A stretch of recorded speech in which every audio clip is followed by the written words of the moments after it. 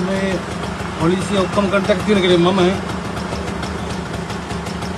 මොනවද කියන්නකො කියන්නේ ඔයාලා කියලා තියෙන පාක් කයිනේ ගහන්න එපා පාක් කයිනේ කිසිම පාක් කයිනක් නෑ මේක මොනිටරම යාපනයේ හන්දිය මම නෝමල් මේ කර්ටින් සර්විස් එක ළඟ ඉන්නේ මට කියනවා මෙතන ගහන්න එපා තානම් කියලා මොකද්ද නීතිය මොකද්ද හේතුව ඒක ඔයාලගේ ඔයාලගේ පාක් එකේ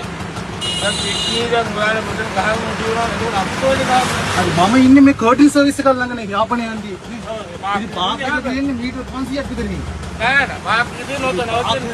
ජමිය එකක් පාස් කරලා යන්න ඕනේ නෑ ජමිය එක පාස් කරන්න ඕනේ නෑ පාක් කාර්යකට මෙයා බලන්න තමයි පේනවනේ මේ ඔයාලා කිව්වද දැන් මම දැකලා ඉන්න තමයි ඔයා කොහෙද ඉන්නේ මම ඉන්නේ කොහෙද ඔයා ඉන්නේ කොහෙද ඒක ඔයාලා නෝමල් පාරේ ඔයා කිසි වෙලාවක කියන්න බෑ පික්වි නීත්‍යානුකූලයි මේක වෘත්තියක් අපි කරන්නේ ඔය සංස්කෘතිය අපි වෙනස් කරා ඔය සංස්කෘතිය තමයි වෙනස් කරේ අපි වෙනස් කරාම